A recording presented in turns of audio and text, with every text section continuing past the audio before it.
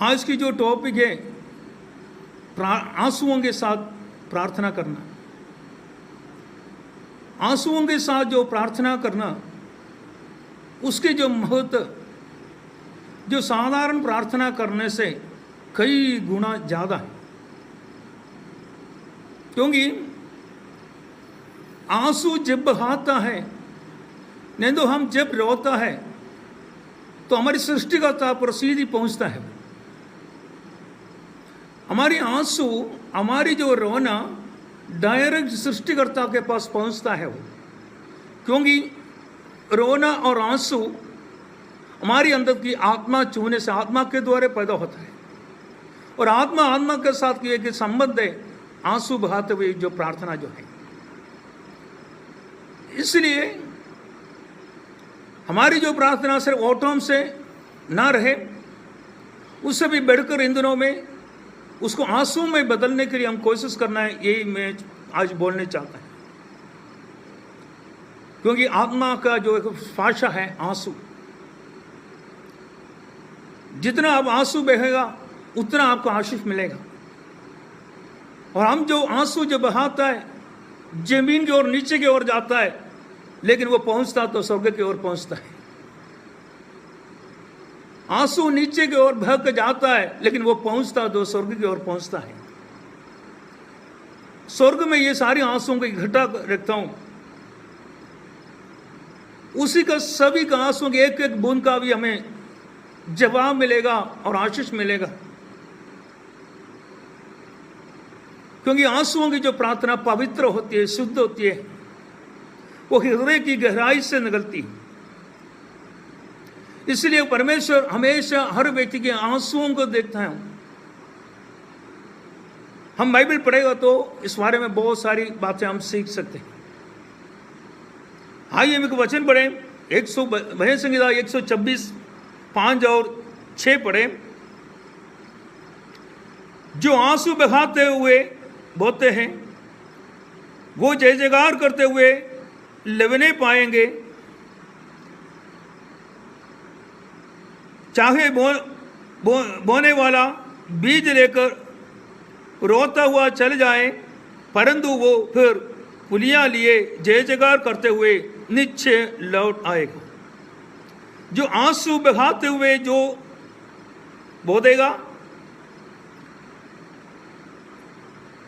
बोने वाला बीज रोते हुए जो बीज बोतेगा, लेकिन परंतु वो काटते वक्त फुलिया लेकर, फुलिया जय जयकार करते हुए निश्चय लौट जाएगा।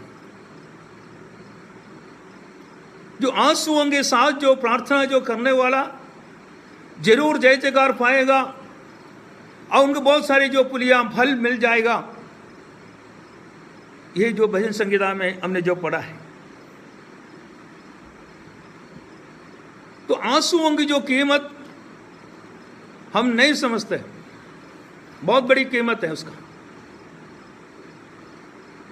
देखो, छोटी सी एक बच्चा अपनी मां को जो बोलने वाली भाषा आंसू रोते हुए अपनी रोता है।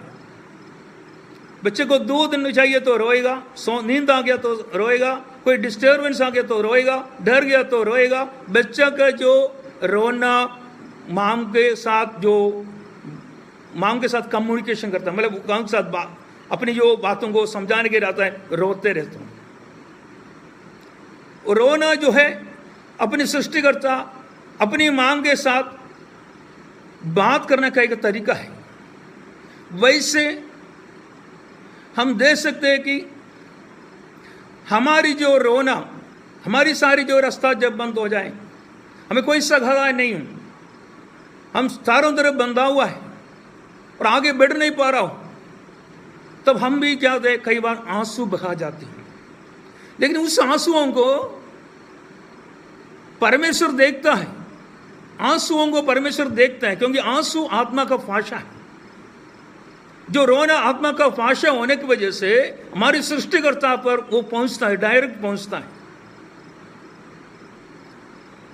हम जानते हैं कि उत्पत्ति किताब में हाजिरा 21 का जो उत्पत्ति 21 का 16 और 17 में पढ़ सकते हैं कि हाजिरा अपने इब्राहिम ने दिया रोटी और पानी, सब जब खत्म हो गया तो वहां बच्चे को मृत्यु देखना न चाहता था, इसलिए दूर जाकर बैठकर वो रोने लगा। जरा पढ़े मुझे। और आप उससे तीर भर के टप्पे पर दूर जाकर उसके सामने यह सोचकर बैठ गई, मुझको लड़के की मृत्यु देखनी न पड़े। तब वह उसके सामने बैठी हुई चिल्ला चिल्ला के रोने लगी। परमेश्वर ने उस लड़के की सुनी और परमेश्वर ने उस लड़के की सुनी और उसके दूत ने स्वर्ग से हाजिरा को पुकार के कहा, दूत ने हाजिरा से पुकार के कहा, हे हाजिरा, तुझे क्या हुआ? तुझे क्या हुआ? देखो जल्दी जवाब आ गई, मत डर, बस मत डर। तो हाजिरा ने क्या किया? हाजिरा ने बच्चे की मृत्यु ना देखने के लिए बैठकर रोया।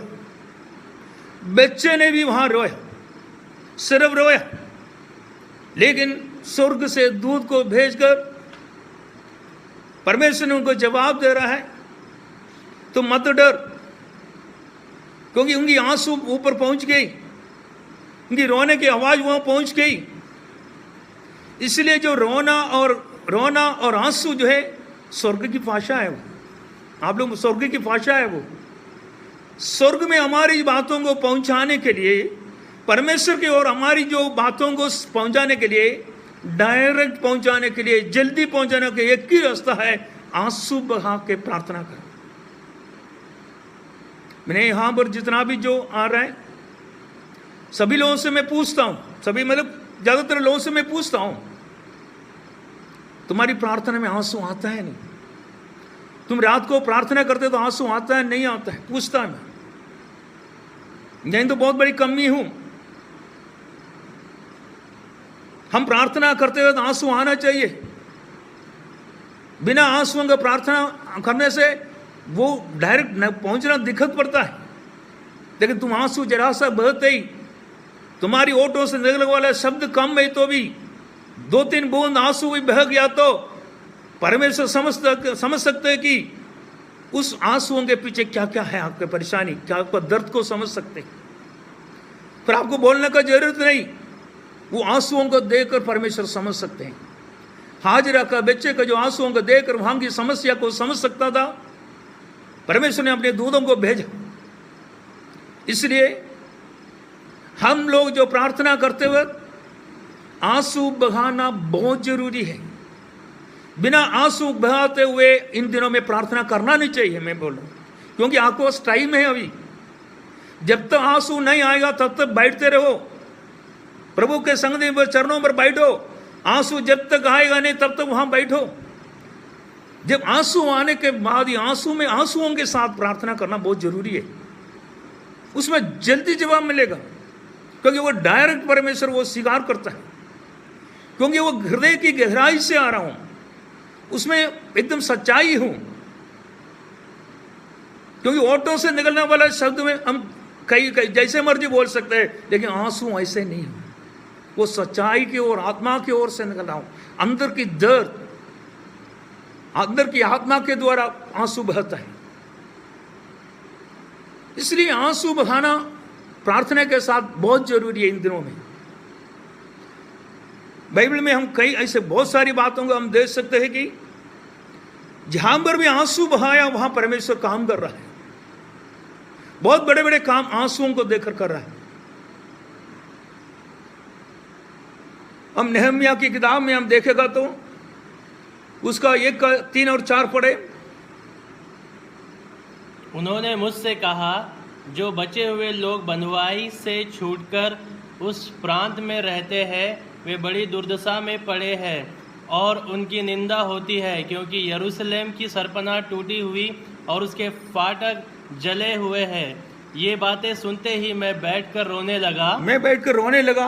और कितने दिन तक विलाप करता, कितना दिन तक मैंने विलाप करता था और स्वर्ग के परमेश्वर के सम्मुख उपवास करता, मैं उपवास करता था। नेहम्याह ने क्या कर रहा था?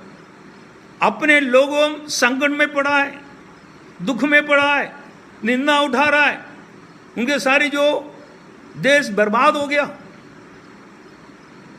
सब लोग निराश और दुख संकट निंदा में पड़ा है। जब इस बात को नेहम्याह को पता चल गया, नेहम्याह एकदम रोने लगा। उनको कैसे बचाऊं, क्या मैं मदद करूं, कोई रास्ता नहीं। लेकिन नेहम्याह को वहां रोने का जरूरत नहीं, क्योंकि वो राजमहल में काम कर रहा है। राजमहल में वो काम कर रहा है, राजा के साथ संबंध है, किसी चीज का कमी नहीं हूं वहां पर, इनके जीवन में कोई परेशानी नहीं हूं। लेकिन नेहम्याह को अपने लोगों को कष्ट संकट समस्या निंदा को बर्दाश्त नहीं कर पा रहा है, क्योंकि वो परमेश्वर का भक्त हूं, परमेश्वर का भक्त हूं, तो इसलिए परमेश्वर के लोगों की दुख संकट अपने वो समझता हूं। इसलिए वो अपनी खुशियों को छोड़कर वो उपवास कर रहा है, रो रहा है बैठकर। वहीं पर आगे पढ़ेगा तो हम देख सकते हैं कि वो देश के लिए, इस्राएल सारे जातियों के लिए वो प्रस्ताव कर रहा है, माफी मांग रहा है। प्रभु मैं उनके सबके लिए मैं माफी मांगता हूं, उन लोगों ने तुम्हारे साथ बहुत बड़ी गलती किया। ऐसे नेहम्याह और उनकी गलतियों को लेकर वो प्रस्ताव कर रहा है, मन फिरा रहा है। इसलिए वो रो रहा है, वो कई दिन रोते रहा, विलाप करते रहा, उपवास भी कर रहा है, क्योंकि वो परमेश्वर को इतना प्यार करता था, परमेश्वर के लोगों को प्यार करता था, उनकी दुख को अपना दुख समझता था। यहां पर देखना, कुछ दिन के बाद उस वहां के राजा ने उनसे पूछा, तुम्हारा मुंह क्यों उदास है? मैंने कभी तुम्हारे मुंह इतने उदास देखा नहीं। तब नेहम्याह ने अपनी सारी कहानी बोल दिया। अब तुरंत उस राजा ने वहां पर इस्राएल लोगों को बंदोबस्त करने के लिए, उनके जो दीवार बनाने के लिए सब कुछ देकर उनको भेजते हुए हम देख सकते हैं। वो काम शुरू हो गया, अंत में वो दीवार भी बन गया, आप लोगों को मालूम है। क्योंकि वहां नेहम्याह के व्यक्ति वो आंसू बहाने के लिए एक व्यक्ति था, एक व्यक्ति वो आंसू बहाते हुए प्रार्थना करने के लिए एक व्यक्ति था। इसलिए बहुत बड़ी के राज्य के जो निर्माण के लिए उनको इस्तेमाल किया, हम देख सकते हैं।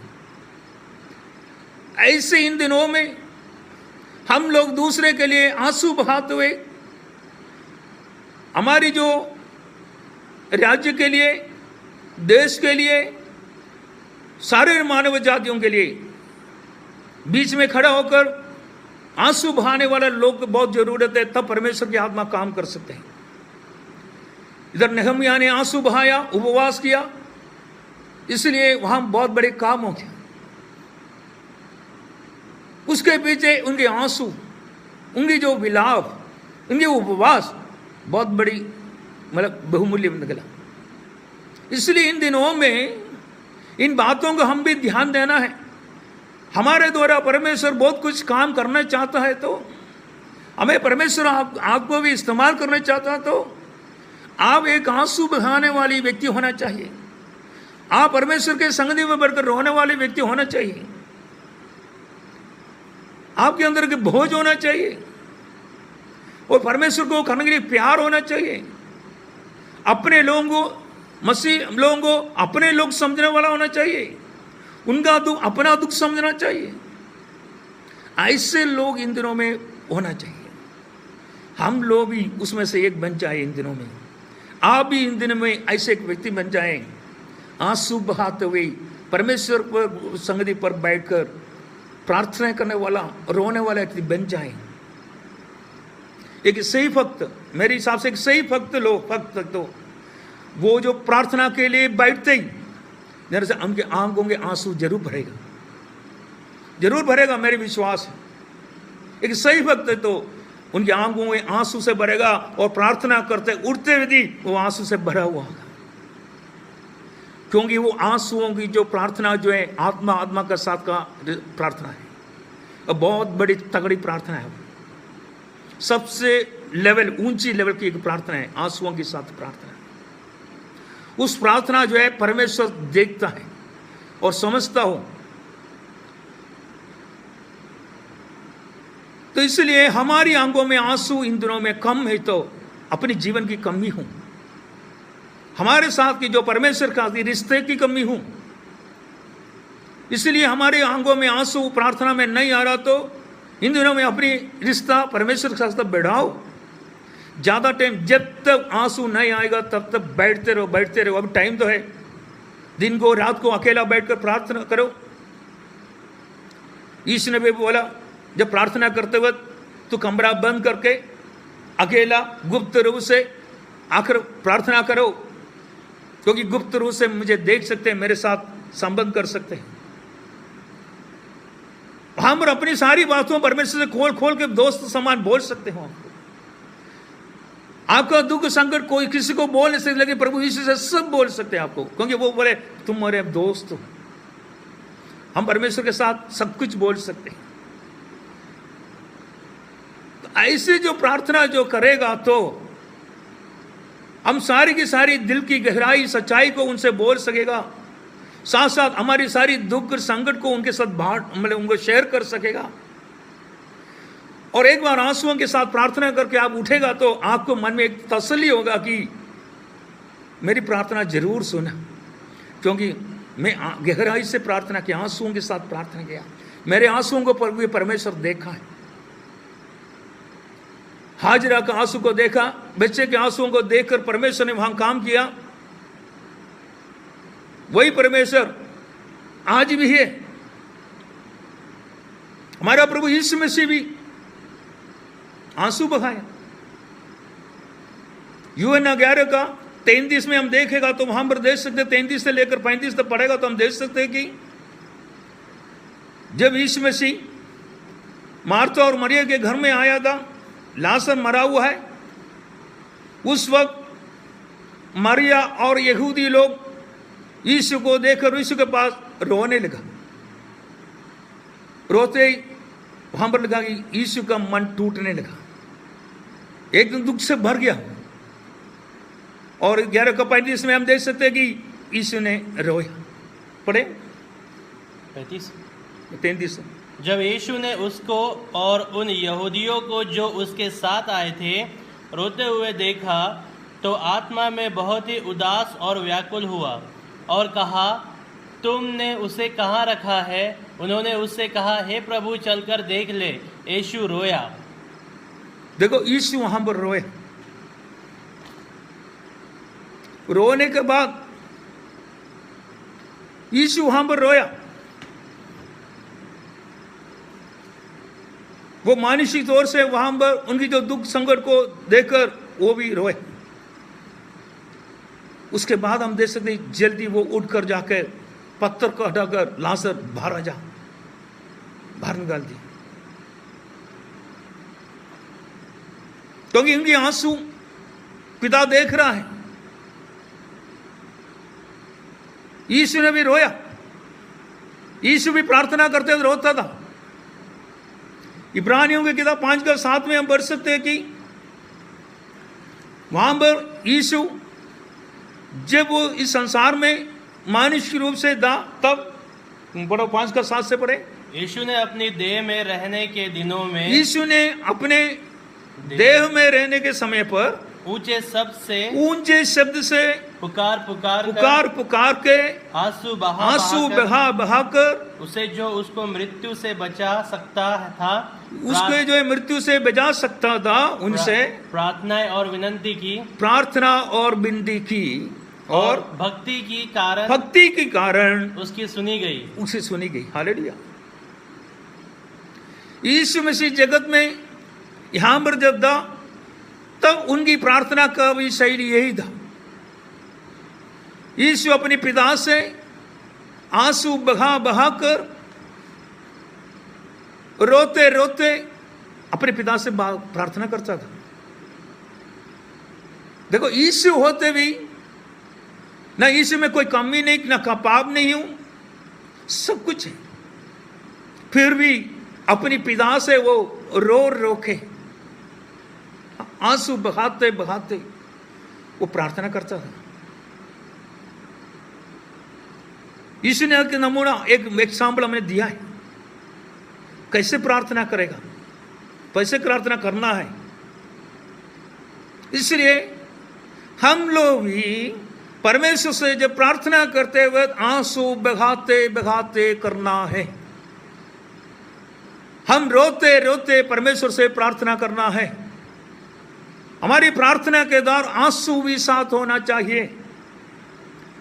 इसलिए जो भजन संगीता वाला जो बोले, जो आंसू बहाते हुए बोते हैं वो परमेश्वर बहुत है, वो जय जयकार करते हुए लेने पाएगा। चाहे बोने वाला बीज लेकर रोता हुआ चल जाए, परंतु वो फिर पुलियां लिए जय जयकार करते हुए निश्चय लौट आएगा।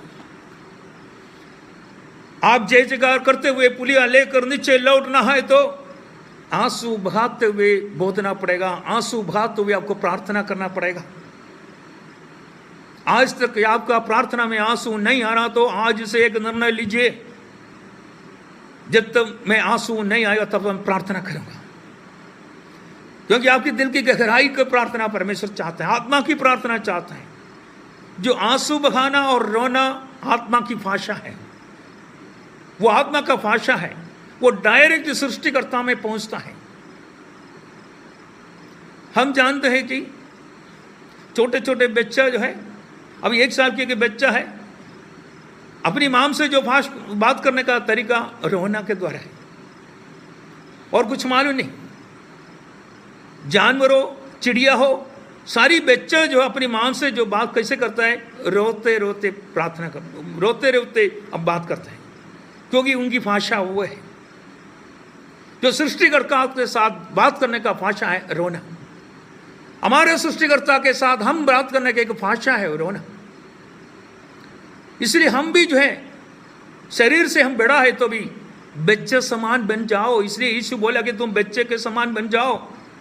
परमेश्वर के राज्य में तुम बड़ा बनना तो बच्चे के समान हो जाओ। बच्चे के जैसे तुम बदल लो। जैसे बच्चा हर बात में रोते रहेगा और कुछ मालूम नहीं उनको, सब रोने के द्वारा अपनी मांग को, आवश्यकताओं को समझा देता है, वैसे हम लोग भी आंसुओं के साथ रोने के द्वारा अपनी सृष्टिकर्ता परमेश्वर से बात कर सकते हैं, हमारी बातों को वहां पहुंचा सकते हैं। इसलिए इन दिनों में हमारे जीवन में खोज कर देखना है कि आंसू आ रहा है, नहीं आ रहा है, और आता है तो क्यों आ रहा है, और आंसू किस बात के ऊपर आना है, इस बारे में हम सोचना है। वैसे अपनी संसार की बातों के लिए आंसू बहाने से वो फायदा नहीं, वो अलग बात है। हमारी आंसू इस वजह से होना चाहिए, परमेश्वर के प्यार के वजह से होना है। आपकी गहरा प्यार की प्रकट होना चाहिए वो आंसुओं में। आपकी जो प्यार की, जो गहरा प्यार की प्रकट है, आपके जो आंसू वो होना चाहिए। और दूसरा जो है, दूसरों के लिए हम आंसू बहाना चाहिए। दूसरे लोगों के लिए हम आंसू बहाना चाहिए, अपने लिए नहीं, दूसरों के लिए हम आंसू बहाना चाहिए। नेहमिया ने अपने लिए आंसू नहीं बहाया, अपने उनको अपने लिए नहीं, उनको राजमहल में उनको कोई कमी नहीं हूं, लेकिन राजमहल का खुशियों को भी छोड़कर वो बाहर आके कष्ट उठाने के लिए वो कष्ट उठा रहा है नेहमिया, क्योंकि दूसरों के लिए वो कष्ट उठा रहा है, दूसरों के लिए आंसू बहा रहा है, दूसरों के लिए उपवास कर रहा है। तो उसके लिए हम आंसू बहाना चाहिए, उसके लिए हम प्रार्थना करना चाहिए आंसू बहाते हुए। तीसरा जो है, हम अपने हृदय को शुद्ध करने के लिए आंसू बहाना है, अपने मन को पवित्र करने के लिए आंसू बहाना है। इसलिए हम प्रार्थना करते बैठते वक्त हम परमेश्वर से पछताव करे, मन फिराहे, आंसू बहाते अपनी हृदय के अंदर की मैल को धो ले। अपनी हृदय के अंदर कोई बुरी बात छुपा हुआ है तो उसको निकाले। वहां हम परमेश्वर के साथ एक रिलेशनशिप बनाए, अपनी कमियों को वहां पर परमेश्वर से बोले। और उसमें आपको कमियों को ऊपर जय पाने के लिए मुश्किल है तो परमेश्वर से मदद मांगे।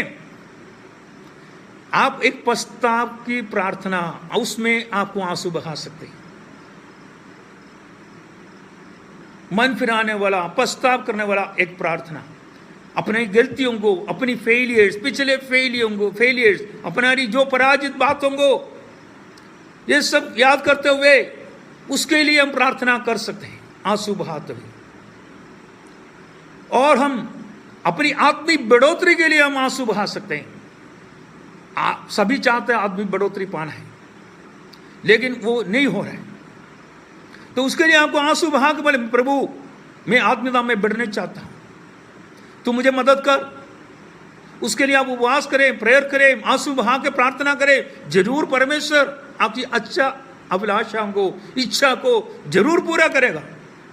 लेकिन आप दिल से प्रार्थना करें, उसके लिए आप आंसू बहाने के लिए तैयार है क्या? और हमारी चारों तरफ पाप में डूबे हुए लोग हैं, अंधकार में पड़े हुए लोग हैं। हमारे राज्य के लिए, बाहर के लोगों के लिए, उन लोग भी ज्योति पाए, उनके लिए हम आंसू बहा के हम प्रार्थना करना जरूरी है। तो इसलिए आप लोगों को, हम लोगों को आंसू बहाने के लिए बहुत सारी रास्ता है, बहुत सारी बातों हैं।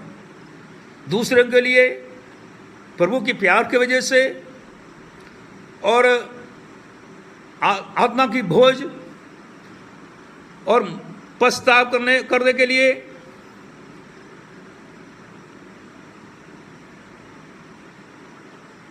प्रार्थना कर सकते हैं आंसुओं के साथ।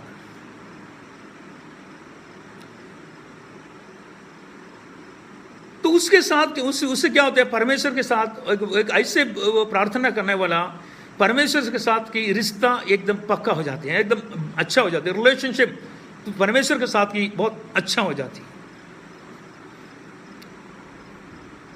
ऐसे व्यक्ति के साथ परमेश्वर बात करता है, उनको परमेश्वर दर्शन देता है।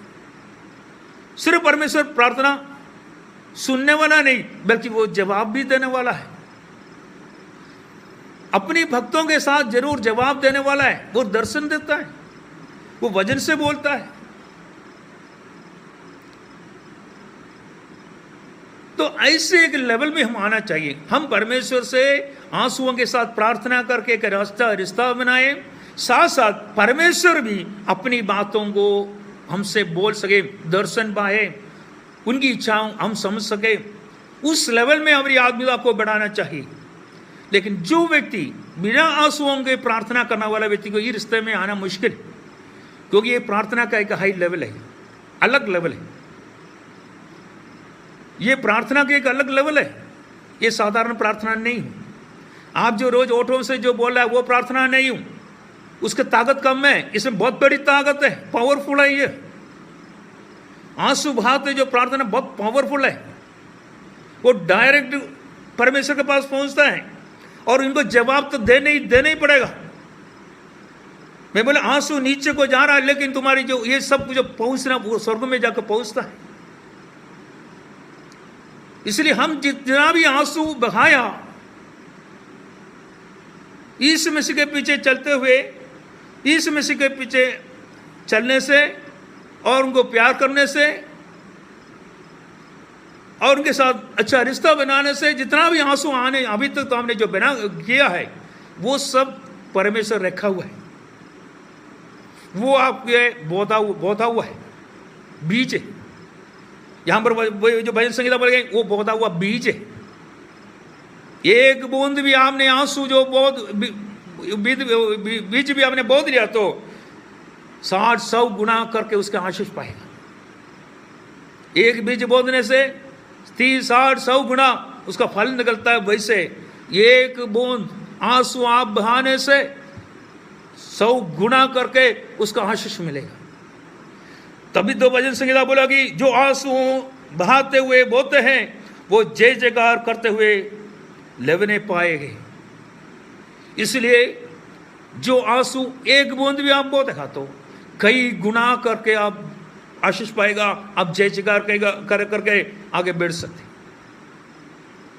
ये आने वाला दिनों में मेरे पास अभी भी टाइम है, आप टाइम निकाल कर आंसू बहा के प्रार्थना करना जरूरी है।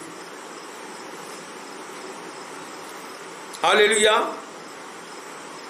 उसके लिए आप टाइम निकाल दे, रात को अकेला बैठकर छत के ऊपर, नहीं तो कमरे में जाकर आपको अकेला बैठकर आंसू बहा के प्रार्थना कर सकते हैं। इस वचन का द्वारा प्रभु हमें आशीष करे।